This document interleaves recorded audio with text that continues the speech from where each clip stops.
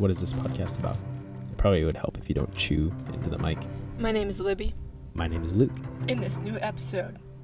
Season. This new season. And we are going to be focusing completely on weddings. We are, in fact, the Wedding Pirates. There's no other podcast like this. I've looked. I've checked. And we have a cat. Her name is Stella. We want to share all the secrets when it comes to weddings. The one where we talk. Wedding edition.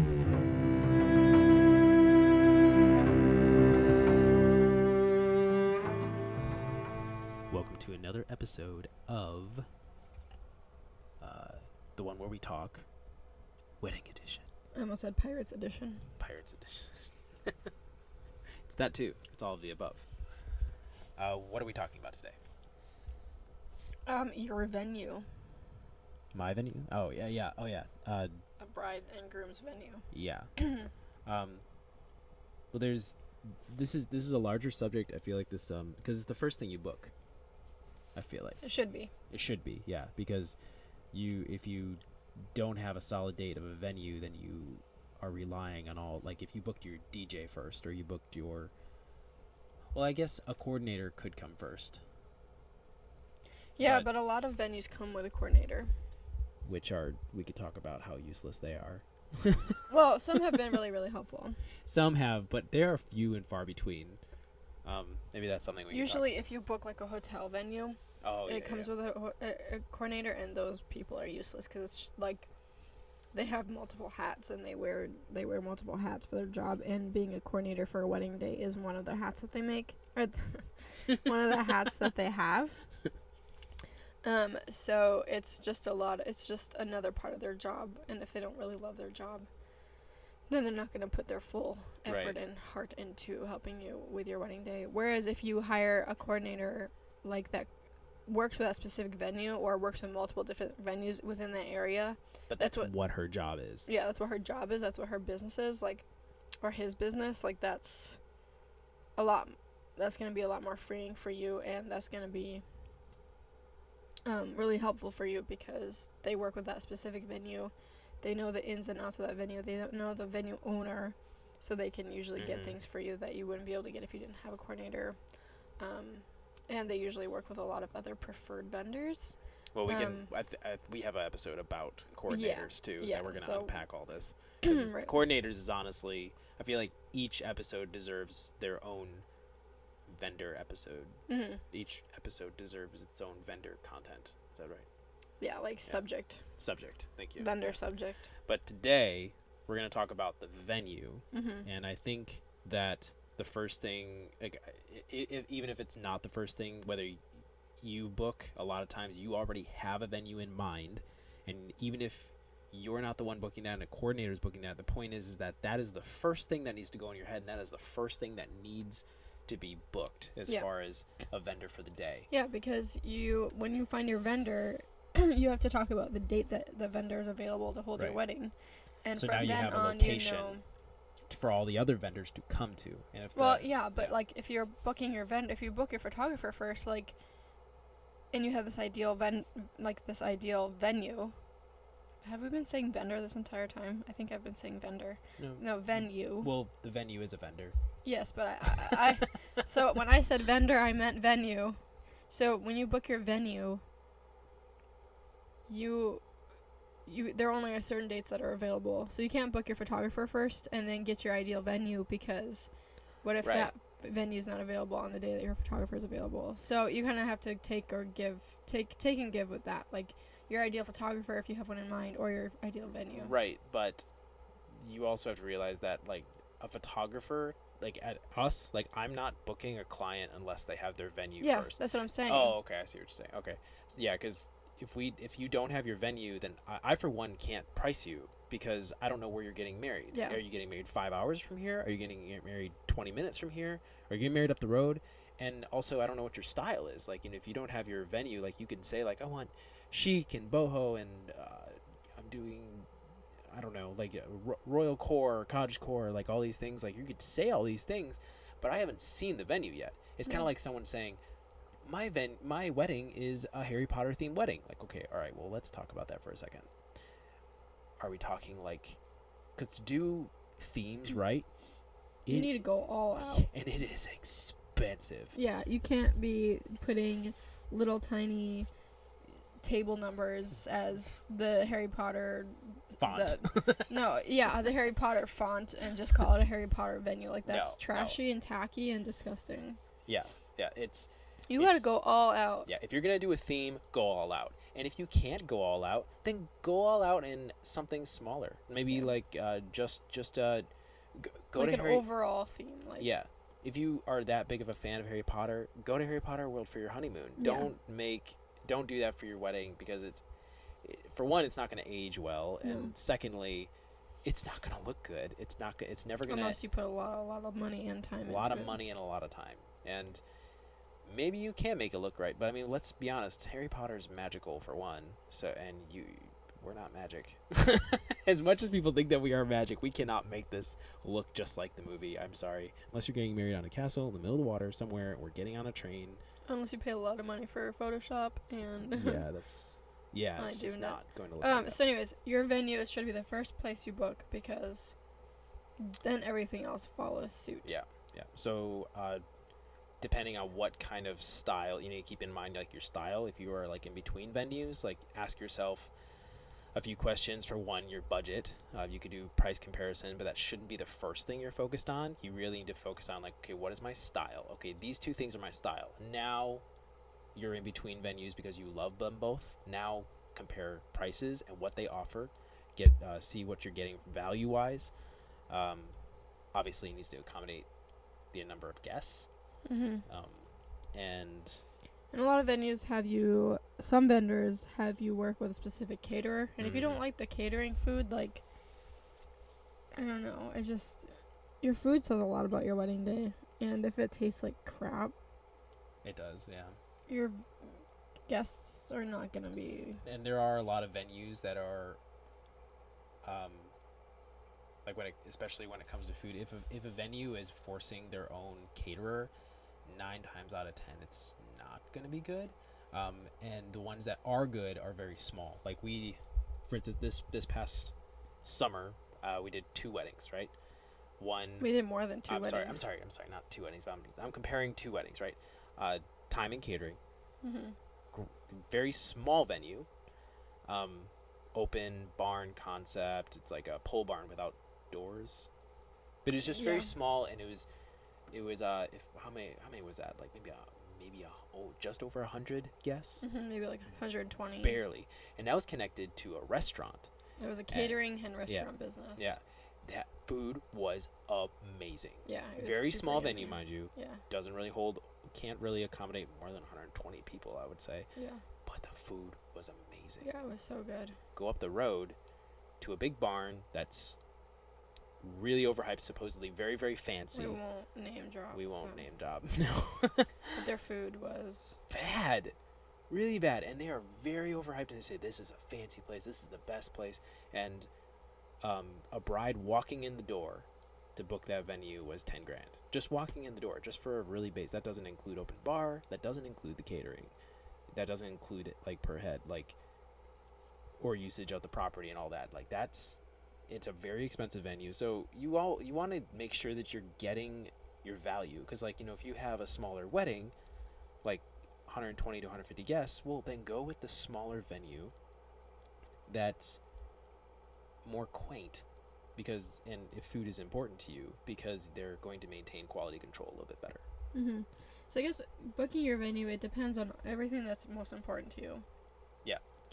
Is having a coordinator important to you? Is having really good food important to you? Is having enough space for lots of guests important to you?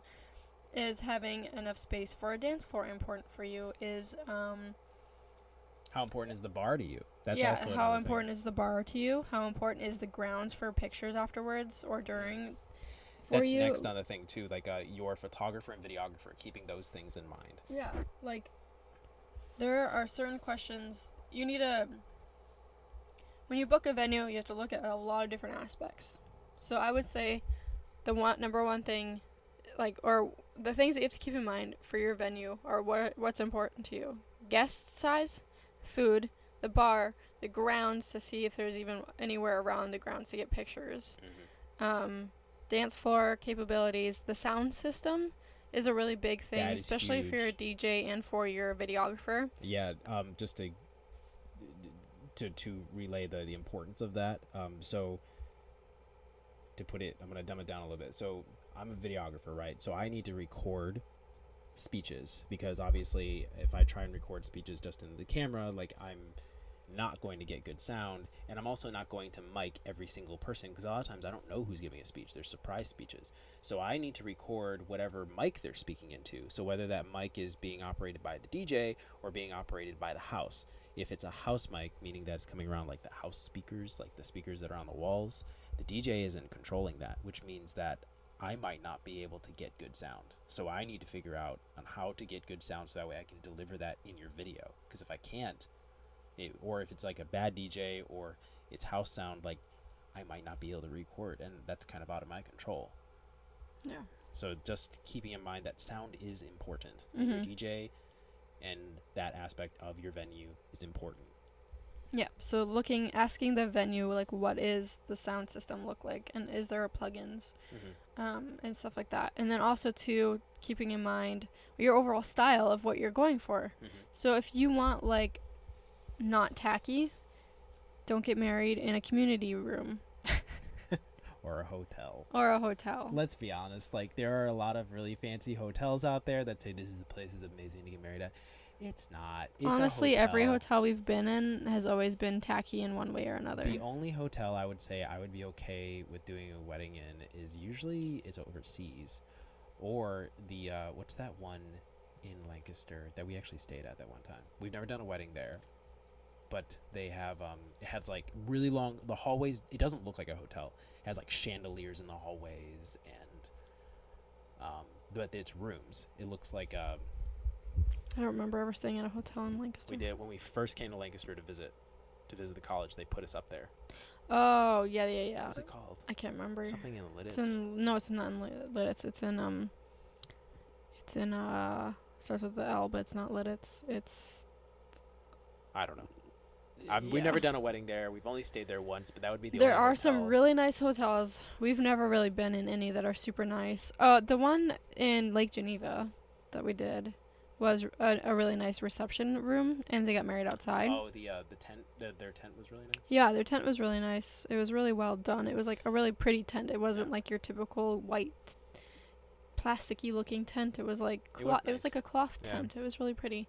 But yeah, that hotel was really nice.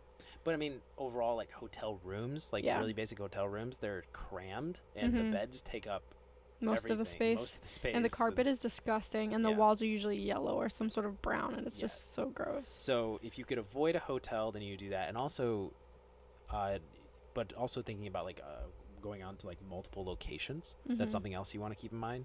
So if you could have a venue that has, I would say an ideal venue has 2 getting ready rooms. One for the groom, one for the bride. The reason why you want that is so that way if you're staying at a hotel somewhere else or an Airbnb, we have showed up to Airbnbs where we're not allowed to shoot there. We've been literally chased off the property because like you can't be here. You know, they're only you could only have one car here the entire time. We're like, oh, okay.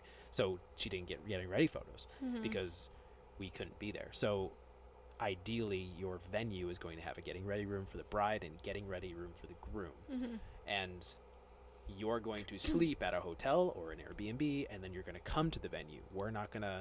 Ideally, we're not going to come to the hotel or the Airbnb. Yeah, because some people have like they're getting ready in a hotel, and then they get ready in the guy gets ready in a hotel, and then the girl's getting ready with her bridesmaids at a salon, and then their venue for their ceremony somewhere else, and then their venue for the reception is somewhere else. And that's just a lot, and it takes up a lot of driving time in the day. So that would be probably about an hour's worth of driving in your wedding day just to get through to every location. Yeah. So if you have all of your things in one spot, or close buildings so we can walk, like we did a wedding back in Madison where they were getting ready. She was getting ready. They both were getting ready at the hotel, but the hotel was literally the next block over from where they were getting married and where the reception was. And that was a nice hotel too. It was a really nice hotel. Yeah. Yeah, it was spacious. If you're getting married in like Milwaukee or like Madison, like those cities in Wisconsin, or Philadelphia, or New York. I'm trying to think like just cities, Chicago. Like a lot of times they have nicer, trendier hotels that are a little cleaner looking, but and don't look like hotel rooms. Like they're So if you get married suites. in a hotel room, or if you get in a hotel room, if you get ready in a hotel room or have any part of your venue as your hotel room, there are certain things that you should look out for. How is there enough space in the room for you and your bridesmaids and your photographer and your videographer to not feel cramped? Are the walls yellow or brown? Because if they're disgustingly gross colored, Yeah. then that's not going to capture well. How's the overall aesthetic of the room? Is it very tacky or outdated? Like, if those things are important to you, those are things you need to keep in mind. So yeah, I would say. So there are like, I would say any like, if it's words, hotels are okay, but the hotels that are okay don't look like hotels. Yeah, they look like an Airbnb, or like a fancier. Or a huge, like it's an old building, like it's an old Greystone. Yeah. You know, like what's the Feister hotel, Yeah. or that hotel. Honestly, the Feister though still has disgusting looking carpets. It's old. You know, it's a really old historical building. It has It's big, gigantic staircases. The like railings if it was wood are old. flooring, ugh, gorgeous. But even wood, I mean, to be honest, wood flooring is kind of difficult. I'd rather it be like like dark wood, not like an orange wood. yeah, if it's gonna be okay, yeah, if it has to be like a really dark stained wood. Yeah, because yellow is disgusting. So also too, keep in mind of the coloring of your venue. Very yellow venues like barns and stuff are terrible to capture in because it washes you out as a human. It makes you look more yellow, more orange. I mean, there are things that we can do in our camera settings to help offset that, but it can only do so much. Yeah. Especially in a barn that's completely yellow. So look for a lot of white walls, a lot of white, and dark, If that's your style. dark wood. Even if you want, like, yeah, but I want dark and moody. Like, okay, well, dark and moody doesn't mean that it's just a dark room. Yeah. Dark and moody can be captured on a sunny day. It's actually hard to capture in a really dark room. It is, yeah. So don't think that like dark room means dark and moody. Dark and moody is our job. Like that is our style. That's in post production. Yeah, or that's editing. And that also has a lot to do with what we're doing pre-production too. You know, how we're setting up our light, where we're putting you as a subject, how we're setting up our flash, where we're putting our flash. Like that is what dark and moody is. That is up to us. That is not up to you. So no matter where you get married, you tell us like if your style is bright and airy or dark and moody, it doesn't matter. Well, it doesn't matter because we don't take clients that ask for bright and airy. Yeah, we are dark and moody. That's our brand. Yeah. Or what's the academia? Dark academia is like the technical term for it. Yeah. But or royal core. Royal core is the aesthetic. Well, no, yeah, they're both aesthetic. So like royal core, dark academia is our category basically. Yeah. But no, those are all things. It's a lot to keep in mind, I would say. But I think that the venue is something that's just glossed over real quick. Like, okay, I got my venue. Okay, we're going on now. Okay, now I need my photographer, my DJ, and blah, blah, blah, blah, and we're like skimming over the venue really quick. But to be honest, like that's the first question I'm asking. Where are you getting married? Yeah. What venue did you end up going with? Yeah. If you say, like and we need to make that call because we only take 25 weddings a year, and we need to make sure that all those weddings are going to be consistent with the clients that we want to book for the year out, because we have a brand to maintain. Right. It's nothing against you personally. It's just that we don't fit. We might not fit your style. So that's also something you have to keep in mind for the photographer you're going for. Is every photographer is going to have a different style. Not every photographer is going to cater to your style. The only way you're going to find that is somebody that's a little newer, that's trying to discover their style. And they're a lot of times going to be cheaper, and you're going to have to gamble a little bit about that, but we'll talk about that in another episode. But there's a lot that goes into it, but you really shouldn't gloss over your venue. Yeah. So what else do we Oh, well, I want to talk about our personal favorite venues. And these are ones that are pretty consistent with our style. Some of them are a little bit more favorites than others, but I would say my number one, what would you say our number one is? So we have 5 here that we've shot at. And I would add another one onto that too. Well, which are any of those your number one? I would say probably. Well, did you like the pirate ship one? The pirate ship one. Yeah. Oh, the Mushaloo? Yeah. It was okay. It's really tight. It's really tight. Yeah. And I would say that wedding was just good in general. Yeah. Cool venue, unique venue. The bride and groom were awesome. Bride and groom were awesome, but the overall venue is kind of tight. It's cool, but it wouldn't be my first choice. Okay. To like shoot in. Yeah. I would love to attend the wedding. Yeah. If you're getting married at the Mushaloo and you already have a photographer and videographer, just invite us. Yeah, just invite us, please. But I mean, ideally, that would be that was the most ideal wedding to shoot at the Mushaloo. Anything below that though would have been really rough because they had a live band, they had amazing food, they had they used the entire boat, so we were able to shoot on the entire boat. We explored downtown. We got videos and photos downtown. We just like that was just the most ideal bride and groom to get married at the Mushaloo, and I couldn't think of, and every time I think about it, like I would be super selective on the bride and groom and what the wedding looks like on the Mushaloo, because it could get really tight and really expensive, and if you skimp on any part of it, it's gonna be really rough. It's gonna look rough. So that's just my personal opinion, though. I do like the Mushaloo in Philadelphia, but it's a tough place to shoot at. Yeah. So probably our number one venue is the Willows at Ashcombe Mansion. It's in Mechanicsburg, Pennsylvania, and it's a mansion that is historical, I think. Yeah. It's recent. And it's newer. Well, no, they had to raise money to fundraise to fix it up. Well, it's not like they didn't just build it, but it was just a mansion. They raised, I think it was, I want to say $7.5 million or $5.5 million. I can't remember which, between $5 and $7 million. Let's just say that to fix it up. To basically fix it up, so it is strictly an event place now. They put a white tent out back that fits the aesthetic. They fixed up the garden. They fixed up the property, the inside. They put like emergency exits and all It looks things. kind of more like Alice in Wonderland vibes for sure. Like the flooring, the black and white checkered flooring. Yeah, it's very it's not like, like the other mansion, which we can talk about, which was also great. It's like, it's not your typical historical mansion. It just has a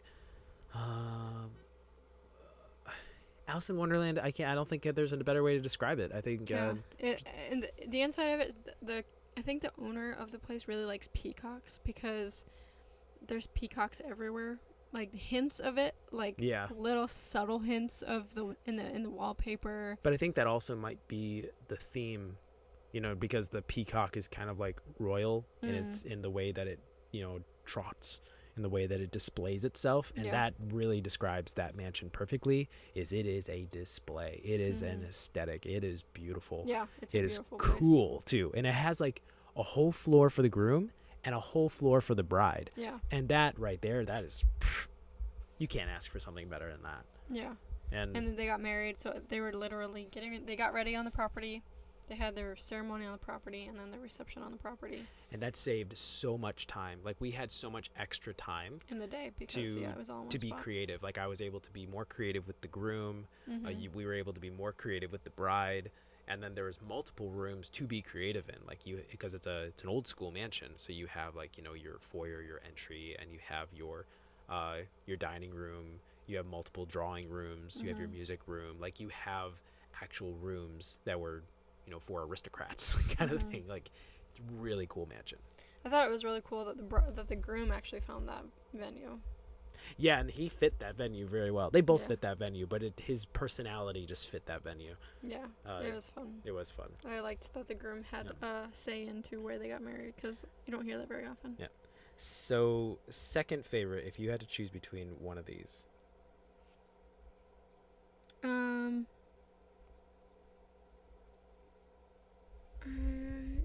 I would probably say Walker's Overlook. It's by Gettysburg, Pennsylvania. Just because it is similar. No, it's in Maryland.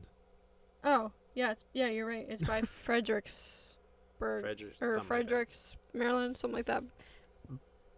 Anyways, it's on the border of like Pennsylvania and Maryland.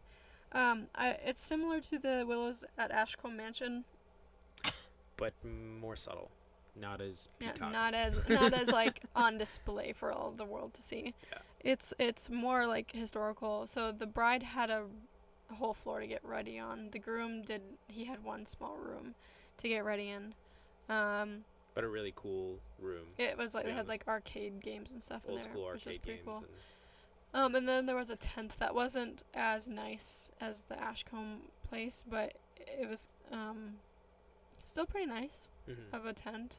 Not as, because the Willows at Ashcombe has a lot of chandeliers and stuff hanging from the ceilings. Yeah, that's what was it. So less chandelier-y. Yeah, less chandelier. More, I would say that this one actually felt the Walker's Overlook felt more Downton. Yeah, Abbey. Downton Abbey, historical. Yeah, and the grounds at both places, Ashcombe and Walker's Overlook, are really pretty too. Yeah, plenty of space for photos, lots of big areas for family photos, lots of choices for shade if it's a sunny day. Yeah. The ceremony area is under a gigantic tree, which is really cool. At least that's where they had theirs. Yeah. The front of the house is beautiful. It's far enough from the road, so like and the parking lot is not directly in front of the venue as well, which is also a big plus for venues, because otherwise you get a bunch of cars in the background and you don't notice it till later. You're like, oh. So that's one less thing we have to look out for. Yeah. And they have a cool car bride and groom can pose with. That's just stuck there. Yeah, it's just stuck there. It's a 1920s Chevrolet. Looks like a Model T, but it's not. We actually saw one running at a wedding. Model T. Yeah. Well, it's not a Model T. It's a Chevy, because Model T is Ford. Yeah. Anyway, sorry, we don't have to go into that.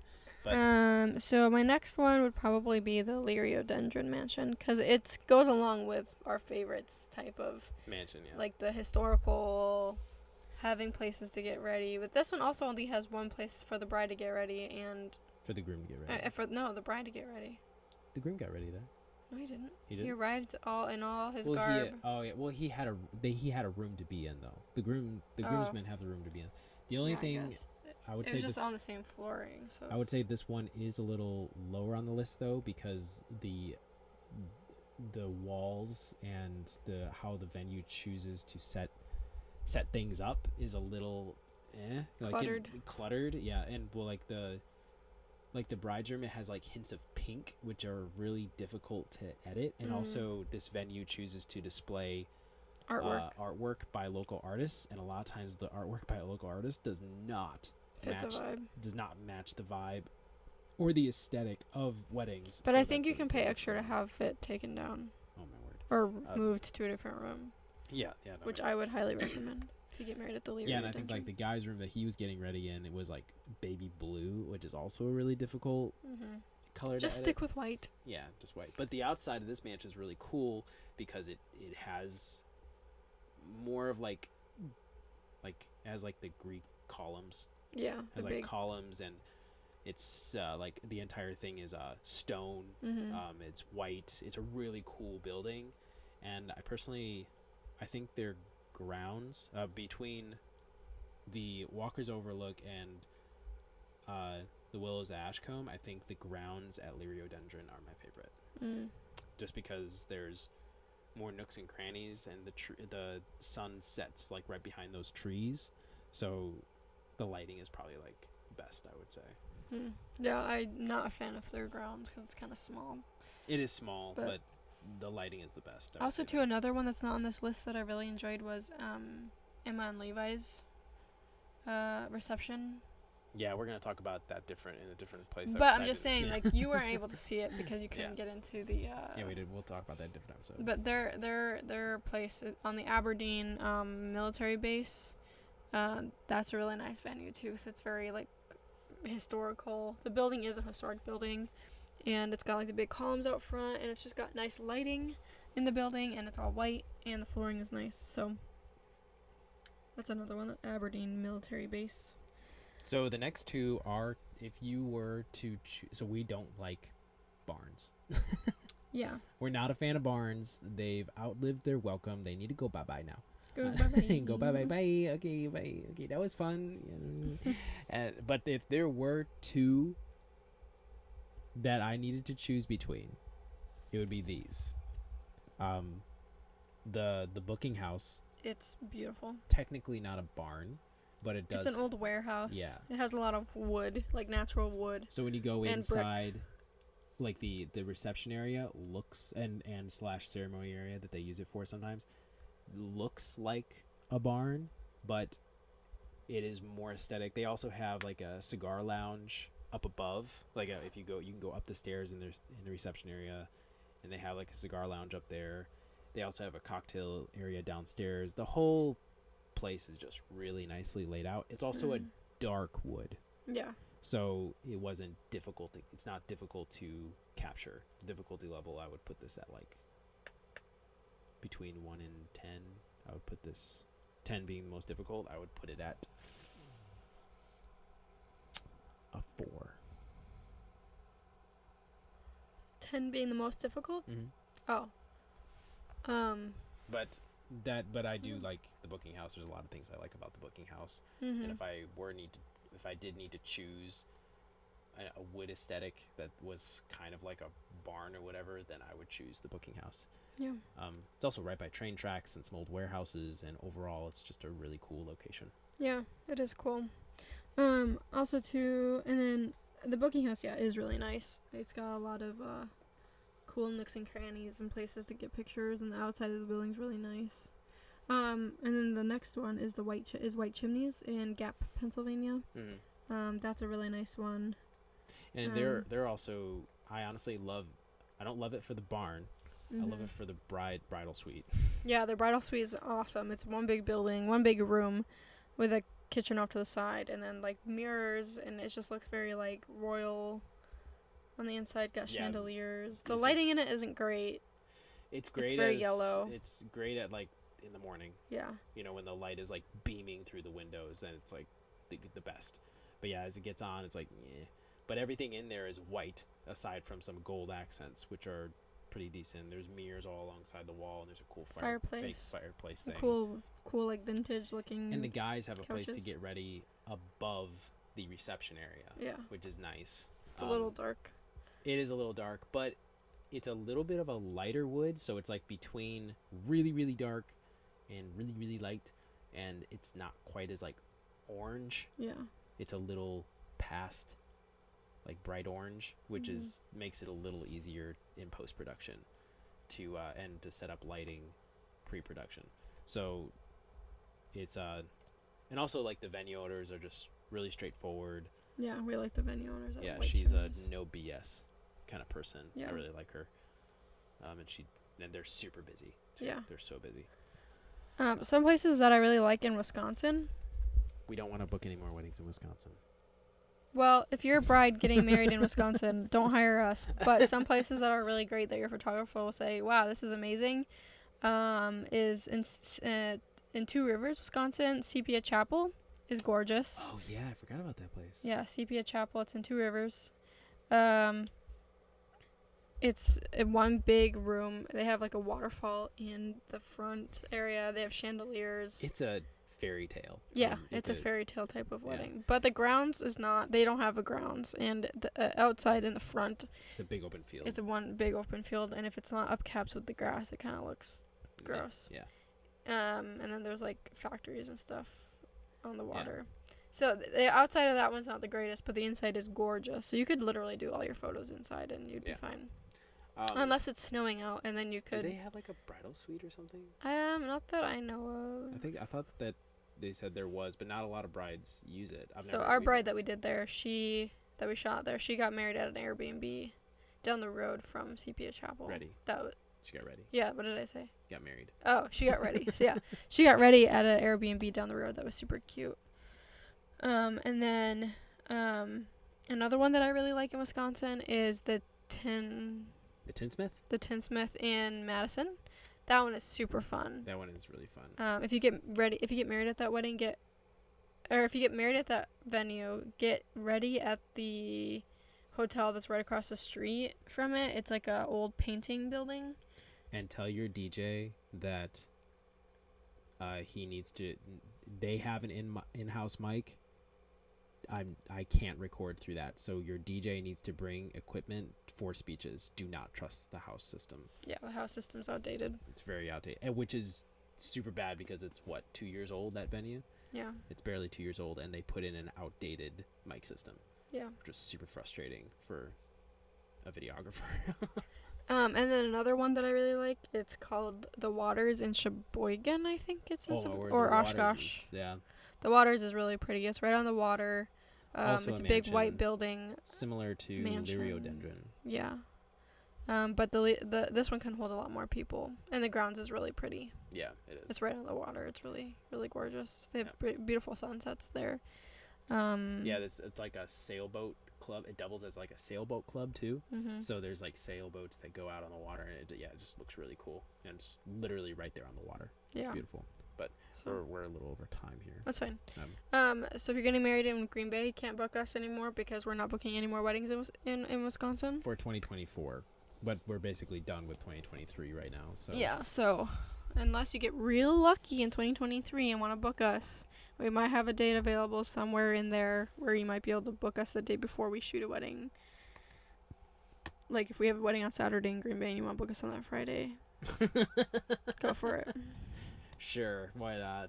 Doubleheader weekends are nothing now that I've done a tripleheader weekend. Yeah, but we'll never do a tripleheader weekend ever again. No, never again. No, thank you. No, thank you. I have that badge. I'll wear it proudly. Now I'm done. Bye-bye. So anyway, thank you for listening to the one where we talk wedding edition. Be sure to check out our Instagram page where we post all of our business stuff, and then we also have season 1 focuses a lot on how we live our lifestyle in a bus and as nomads. We talk about our life and our stories. How we communicate and communication, all that thing. That is season 1. So be sure to go back and listen to season 1. We also have a lot of interviews with friends and stuff. And this is just the one where we talk. Thank you for listening and have a wonderful day.